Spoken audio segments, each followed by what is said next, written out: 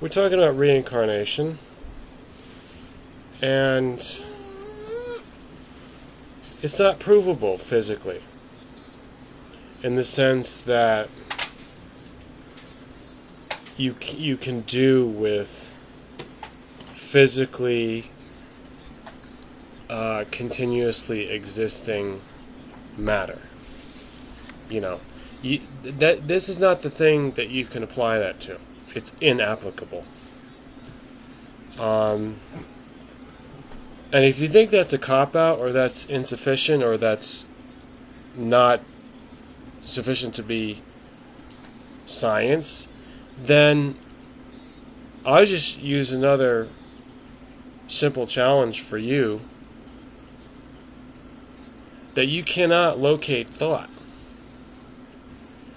There's no proof that you say that some particular chemical you isolated in the cells of the brain have anything to do with a thought that may or may not have happened inside of that individual somewhere, which I say is non-physically, because I think that thoughts exist outside of the body, beyond the body, independent of the body. And in fact, the deeper and more perhaps abstract certain kinds of thoughts, because there are different varieties of thought. In other words, thoughts that have nothing to do with physical matter. If you're sitting there thinking of a bucket of sand, obviously that's a physical object. That's something, and you can have it tangible. So if you're thinking that, if you're thinking, I want that bucket of sand, I'm going to move that bucket of sand. These are physically attached thoughts. But if you're thinking of something like Gosh, blessed you see. something very abstract or mathematical, or something that you can't see or feel, something that's not even on the earth. If you're thinking of traveling from a planet to another planet, so you're going through what we think of as an enormous amount of distance through outer space, it might be practically a void, virtually a void, then your thoughts are not really having to do with something physically solid. It's all about an action, and it's all about space. So there's different varieties of thought.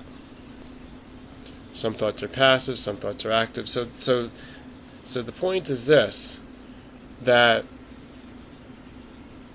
thoughts must exist on their own. How they enter into your own thinking, like what is it that's doing the thinking, would be another question. If you believe that you're just a channel,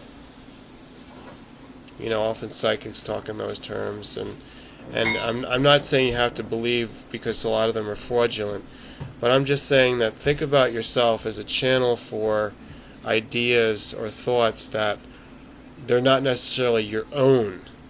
You don't own them. They don't come from within you.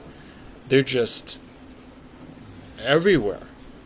In other words, everyone can share a thought.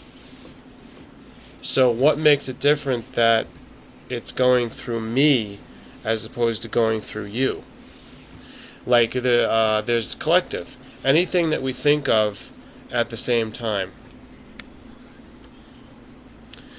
Anything that is in common or universal. Okay? Telepathy. No. Well, that's another way of testing it. But what I mean is, you're wearing... No, I want to talk about something physically.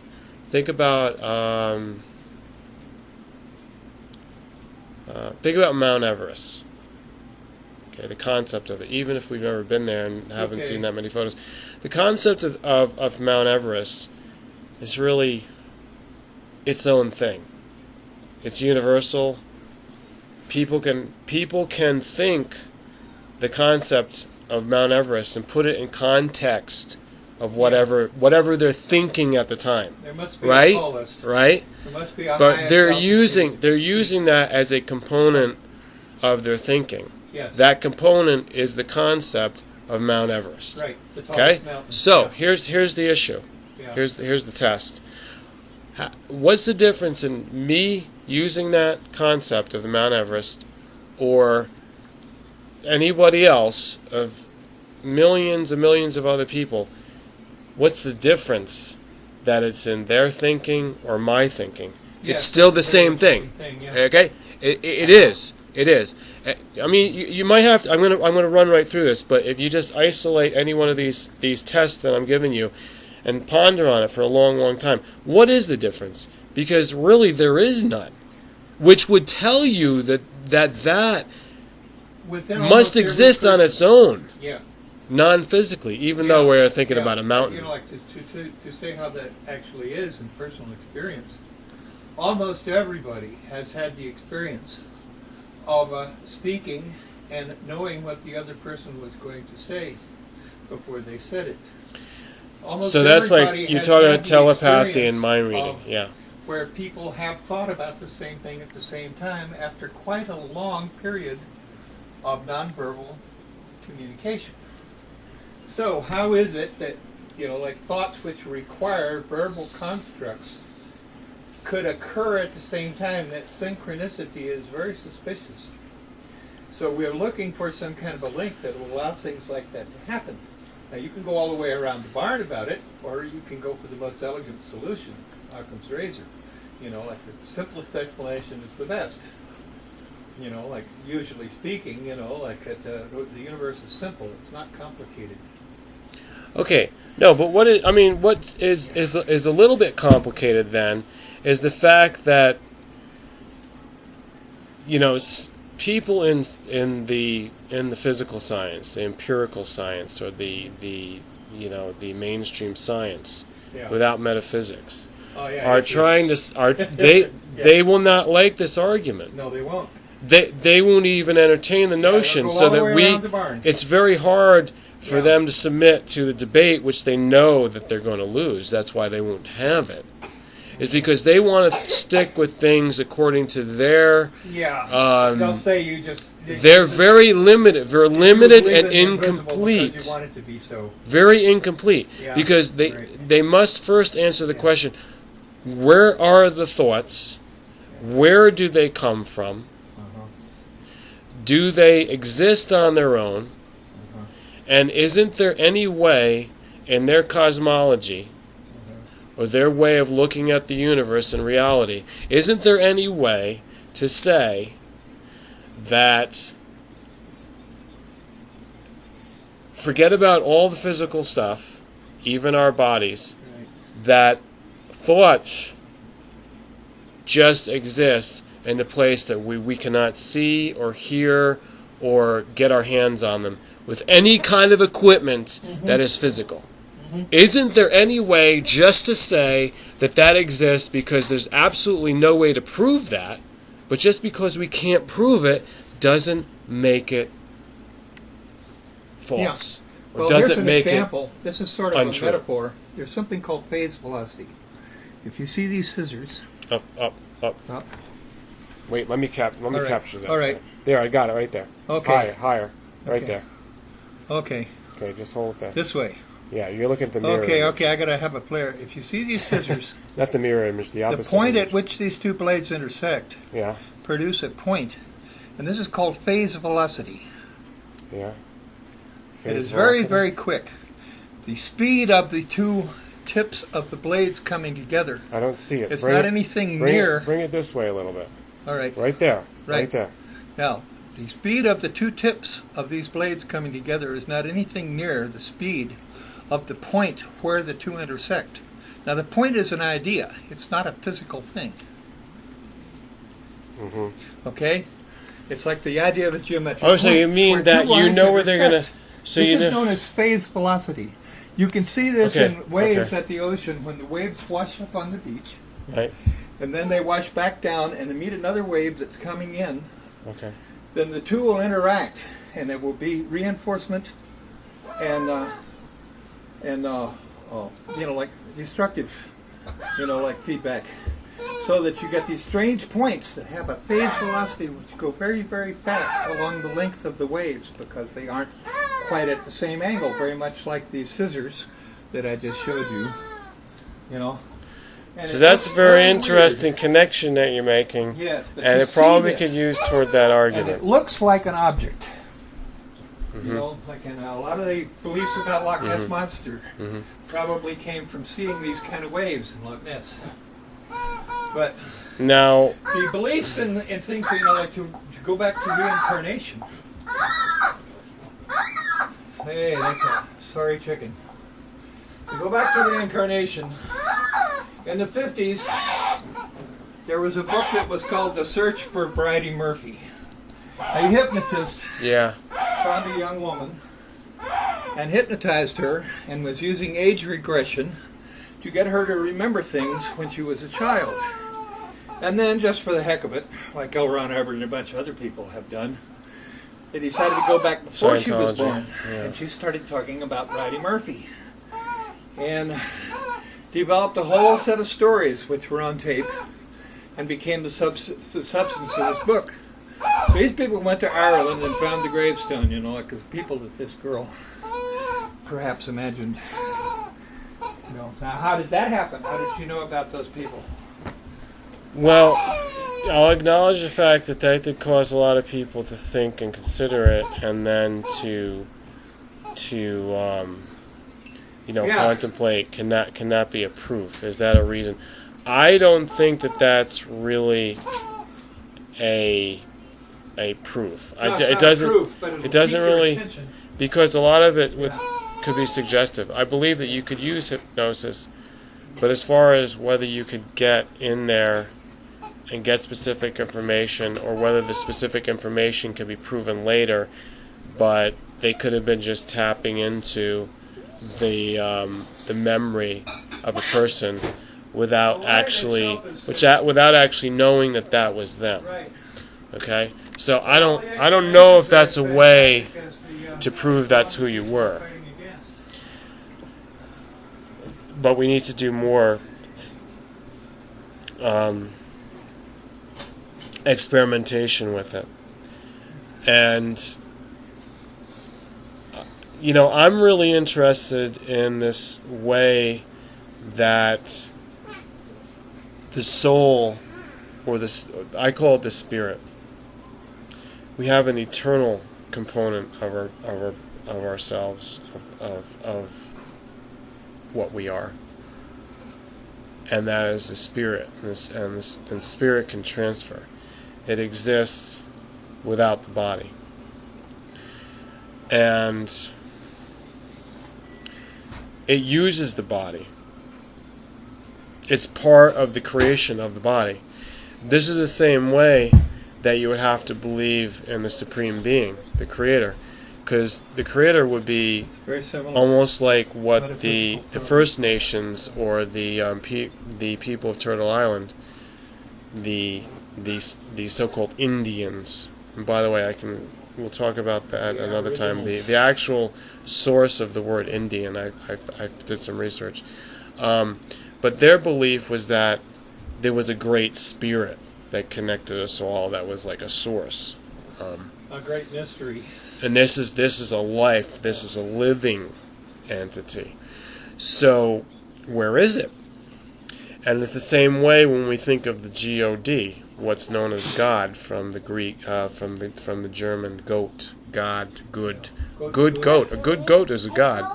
So the God concept, or the Supreme Being, or our Creator, the divinity, it's neither seen or heard, except maybe by some prophets, or maybe they just have a different way of communicating with it. Yeah, that's a whole other issue. But the whole concept of it, and what we pray to is something that's beyond our bodies. So if we come from that, that means that we're just a small component of that same, field of life energy. I mean, this is really the best way to phrase it that I know of in the English language. We are infinitesimally small parts, like children or offspring. We are produced from that one great source. That's actually what connects us all, because we all have to come from that. That is what gives us life. But as far as what science can do to prove that, or not even just science, there's nothing I can do to prove it through physical means. The only way I can prove it is from my thought waves, my vibration, my heart, my belief. It's a matter of faith. You either believe that or you don't. If something's making you resist it because you can't follow the logic. See, the thing is, it is total logic. Just the fact that someone says, "Oh no, that's not logic because you're using make-believe parts to string your logic together." No, actually it's not, because the first logic you have to use is that, sort of like what came first, the chicken or the egg. How did life get here? How did intelligent, self-aware life get here to the point that I'm an example of that, and I can talk to you, and you know darn well what I'm talking about. You understand the question, but you will never comprehend the answer with your poor, resistant attitude.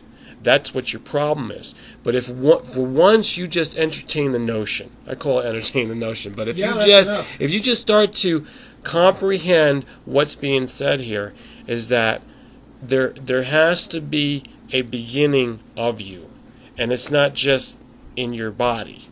It's the fact that you didn't see it or hear it, or you can't detect it with a machine, but your spirit entered into a body and you got into a womb. And you do this every time that you're going to have a life on this planet, in the universe. So that means I did it. That means you did it. Every one of you that's listening. We all did it. We all did it.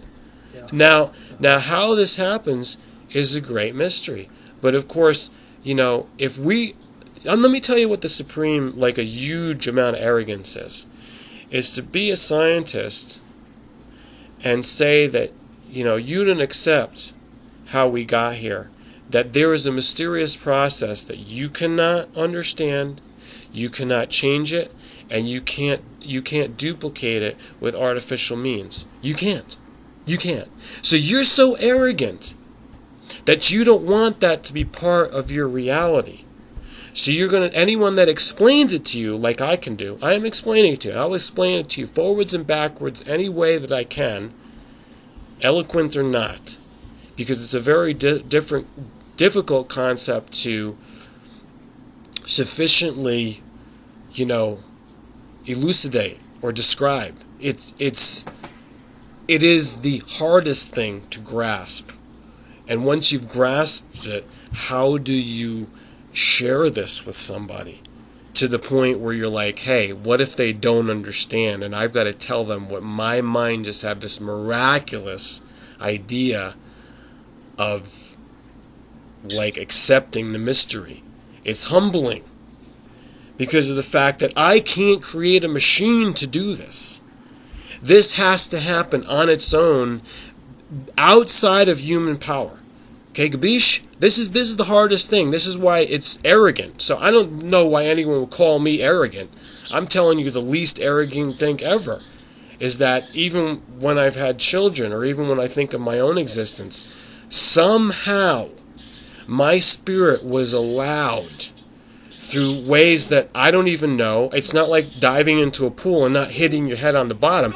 This is a skill that nobody knows how to do. We must be sent. It must be given to us somehow.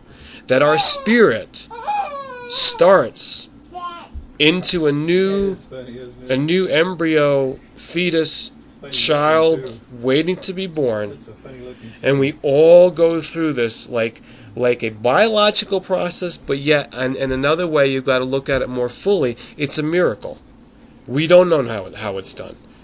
So no matter what you do, even if you do artificial insemination, if you're going to have a human being come out of that and grow up, you have to allow for this non-physical, beyond the physical, like mental or spiritual occurrence, that somehow the spirit that pre-existed is now going to attach itself and enter into a new body.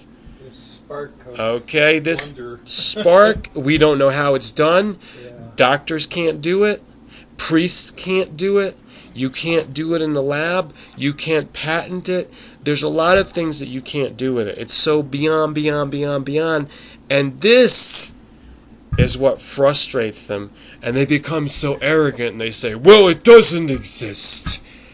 You know, there's nothing before that. You know, it's only we can see in the womb, you see. We went in there and then we looked at aborted fetuses, you know. We like to play around and dissect those fetuses, you know, because that's where we know it started, you know, man. We're intelligent beyond belief. We've got it all figured out. That is arrogant. And then all of a sudden when you die, we can dissect the cadaver, you know, and we put you in the ground, and we know that's it. Because we can't find nothing else. And we know there's no damn way, if we can't find you, you can't possibly exist after that. They're so arrogant that this is what they're thinking. No, they don't talk this way. They won't admit to it. But what I just said in this little descriptive tirade is that's what they're actually thinking. There is a lack of comprehension. These ignorant people, in their arrogance, want to tell you that they've figured out reality. But when you know that you are more thoughtful people, you've been able to watch me when I go over these very metaphysical questions and you know, the messages that you get in your dreams, and you wake up and you're like, wow, you know, that made me think.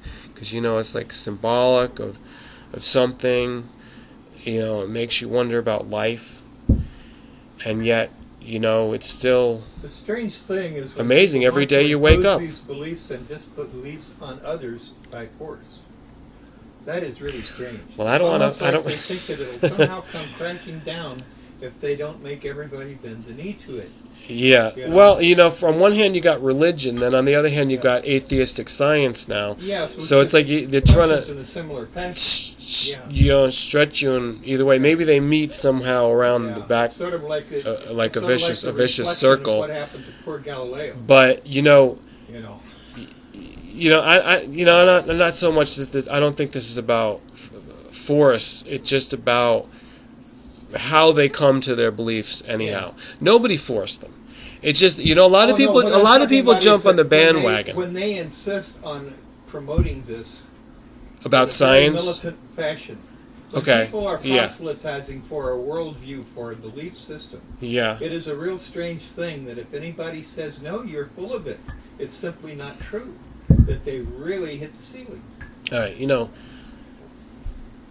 I don't know why you're bringing that up, but if anybody wants to be open-minded, and I always say, agree to disagree. If you want to make a comment here, I don't censor. You know, fine. I mean, but I'm going to also have a response to it. There is one thing that I thought about, you know, like it has to do with this whole subject. But I don't care what side of it is. If you don't follow the train of thought and somehow you're rejecting it, if a person finds that's a himself in that strange thing position- to me, because the mind has to yeah. embrace all things, you have including to understand. questions, Yeah, you have to going in this understand that I'm inquiry. actually- It's this a is the third scientific thing that I'm talking about here. I'm talking about the scientist like my son, who is very thoroughly convinced of the Okay, so you weren't referring to the open-mindedness. I You're talking about the science. as a people. higher power. God, as I don't understand him, Like the thing is that it's practical. It works. Like if you want to become a better person, if you want to quit drinking, or if you want to quit taking drugs, you have to get someone to pull you out of the gutter. And the force. Are you talking about the 13 steps, the anonymous program? The 13th step is 12 steps. The 13th step is Alcoholics having a Anonymous. relationship with the person that's trying to get sober. That's the 13th step. And telling them that, that you know a lot about No, it. I've been in the rooms. I've been in the rooms. And I've been sober for eternity. No, I'm sober for long enough. I don't even count anymore. Well, 1990 for me. There's ninth chapter also. If you read the book. Yeah. By, it's a really good book. Who is it, Bill? Alcoholics Anonymous. Bill says. Well, yeah. Well, Bill.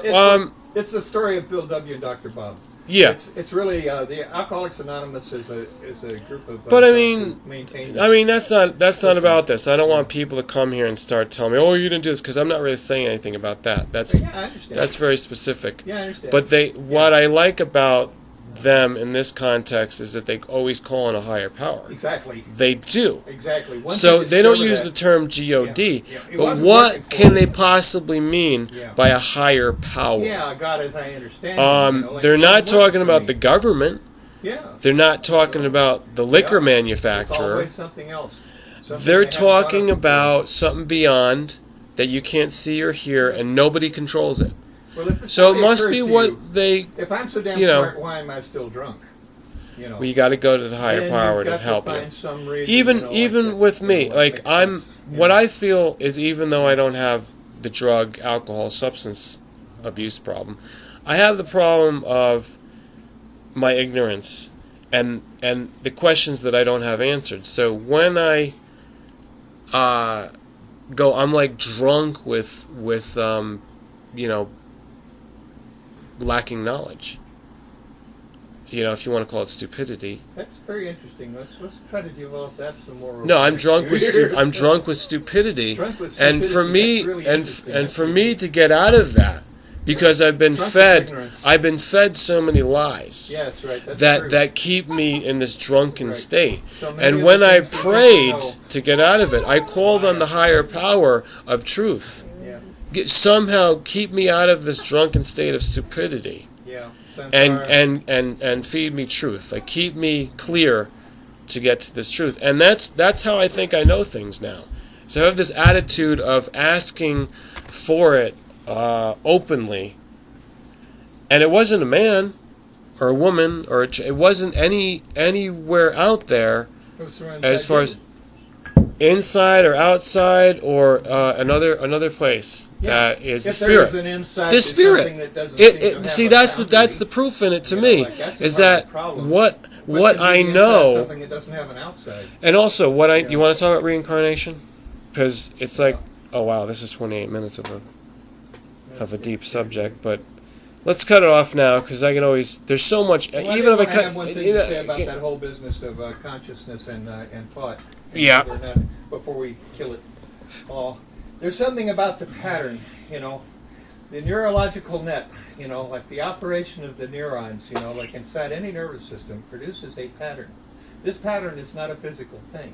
It is detectable by conscious beings, but it is not a physical thing. So it's the relationship between the firing of these neurons. Is where the action is. So you can't really say. So you use a different tool of measurement. Yeah. It's not like a scalpel or a telescope. Yeah. Or whatever tool. Yeah. You have to use the tool that's non-physical. Yeah, you have to within your own mind can perceive these things and then compare it to other people's findings. This is true to me. Yes. That sounds real, yeah. Okay, we are not using a tool. Even though I do a lot of things. I do computer programming, I do hardware, I do mechanics, I can take apart an engine. I do all these things that have tools. Yeah. Solid. Yeah. Right? We do this. It's not like we're incapable or we're like airy-fairy. We actually do this, but we know that that's a different kind of a tool. Yeah, you have the tool also that you can't hold with your hands. Yeah. And that's how you perceive like the mental state. And this is a very infinite realm, because it just has a structure. Yeah. You call it neurolingual, and the thing is, I believe that brainwave patterns, I believe that neurons, the elements of it, and the things that can boil down, and also the DNA codes, the genetics, and the way they analyze that now, I believe that those are somehow a symptom. They are created by mental states, the mental framework that's the thinking, and that's the imprint that it makes, because it vibrates and it puts the pattern of the molecules in a certain way, but not the other way around. It's not the other way around. So this is the trick. You either believe that the egg comes first or the chicken comes first, that type of thing. There is a way to answer that within that riddle. The mind, the thoughts pre-exist just like the spirit pre-exists, and when it gets into the body, it vibrates. It's a vibration because all atoms, the nucleus vibrates. It creates a man to say. Everything vibrates within its place and creates patterns of matter, right? Yeah. Okay, this is what they're looking at. Yes. Is a thing that was vibrated by the spirit that's doing its thinking. Right. And it acts out through the body. Right. This is how I can explain it. And when the scientific people and the technicians start understanding it that way, will actually accomplish a lot more. I think so. I believe they are. Even Einstein said God doesn't roll the dice. Well, he said I refuse to believe in within that where, context. God, plays dice with the world. And so that means nothing's random. Well, he said that mathematically or otherwise. He said that like he was kicking and screaming. He was dragged to quantum mechanics. He finally accepted it. I think the only way he could say that, the only way, even if you don't know the context, for someone like Einstein to say that, he's essentially saying, even if he was being sarcastic, which I can't know. I don't know. But if you make a statement like that, it means that God is doing things according to an order and a design. Yeah. That things are not going to randomly appear over here just because he rolled the dice and that came out. It's going to appear over there this way because that's according to God's way of designing things. Yeah, he sticks with that rule and that protocol. It's almost like Newtonian in a way. Yeah. Like that's the thing is that people say E is equal to MC squared, but what was amazing was that, it was experimentally verified. This is getting really complicated. Yeah. This is getting really, because you can go in so many directions when you start talking about this stuff. Oh, yeah. So okay. All right, this is a big video here. Here, you drive.